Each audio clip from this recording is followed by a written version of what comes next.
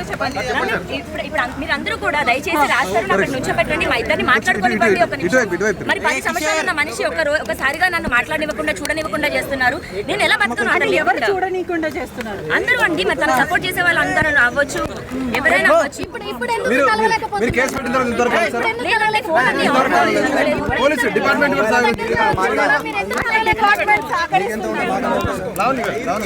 ఏమి తప్పు చేయని మనిషి ఎందుకు తప్పించుకుంటాడు? తప్పించుకొని వెళ్ళిపోతున్నాడు. సమాధానం చెప్పండి. వెళ్ళనివ్వండి, వెళ్ళనివ్వండి, వెళ్ళనివ్వండి. మీకు పెళ్ళైంది కదా, మీ భర్త మిమ్మల్ని వదిలేస్తే ఏంటి? నా భర్త నన్ను వదిలేశాడు, నాకు నా భర్త కావాలి, నాకు నా భర్త కావాలి. అన్ని అయ్యాయండి, 10 ఏళ్ళు ఉన్నామండి. 10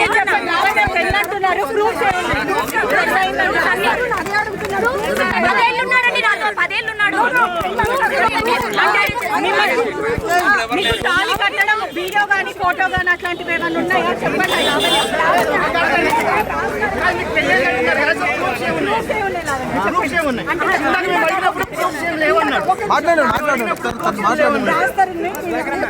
పెళ్లి గురించి రాస్తారని ఏం చెప్పాడంటే ప్రూఫ్ చూపించిందా అని అడిగాడు. మేమిద్దరం లవ్ మ్యారేజ్ చేసుకున్నాం, మేమిద్దరం మాత్రమే ఉన్నాం. మేము పెళ్లి చేసుకున్న 3వ నెలకి మేము పెళ్లి చేసుకున్న సెల్ఫీస్ ఉన్నాయి, సబ్మిట్ చేయడం జరిగింది. పెళ్లికి సంబంధించినవి గుడిలో నా మెడలో తాళి ఇలా కట్టినప్పుడు మేమిద్దరం దిగిన ఫోటో ఉంది, అది సబ్మిట్ చేయడం జరిగింది. అది సబ్మిట్ చేయడం జరిగింది. 10 ఏళ్ళు నాతో ఉన్నాడు, అదే పెద్ద ప్రూఫ్ అండి. అన్ని ఉన్నాయి, చేసేసామండి, అన్ని సబ్మిట్ చేసాము, అన్ని చేసాము. కేసు అయింది, ఎఫ్ఐఆర్ అయింది. ఇప్పుడు నాతో నిన్న పడుకున్నాడు, నాతో నిన్న తిన్నాడు, నాతో అబార్షన్, అవన్నీ పెట్టాల్సిన అవసరం లేదండి. అవి ఏం జరిగాయో అవి మేము కోర్టుకి ఇచ్చుకుంటాము. అవును, డెఫినెట్ గా 2 సార్లు చేయించాడండి. పిల్లలు అప్పుడే వద్దు అని 2 సార్లు చేయించాడు. సబ్మిట్ చేయాలి కదండి.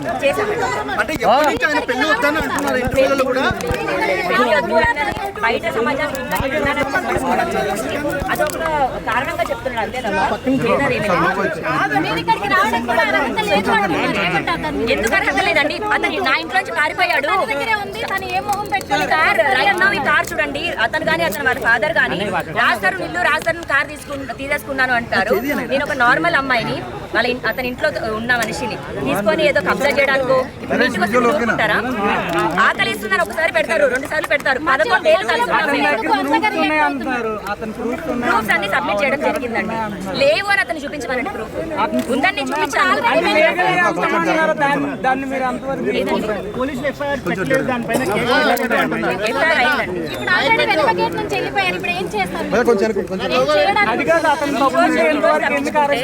ఈ రోజు తప్పించుకుంటే రేపు దొరుకుతాడు కదండి. రేపు వెళ్తాను, అతను నాకు సమాధానం చెప్పనంత వరకు నేను వదలను. చేయాల్సిందంతా చేసి వదిలించుకోవాల్సిందంతా వదిలించుకొని నేను లీగల్ గా చూసుకుంటాను. మా లాయర్ మాట్లాడతాడు అంటే కరెక్ట్ కాదు. అదే అండి, ఇప్పుడు ఎందుకు అరెస్ట్ చేయట్లేదు అన్నది డెఫినెట్ గా. ఇప్పుడు అతను మరి అన్నది నాకు తెలీదు. నేను ఒక కామన్ అమ్మాయిని, నేను బయటకు వచ్చి న్యాయం కోసం పోరాడింది, మీడియా హెల్ప్ తీసుకుంది.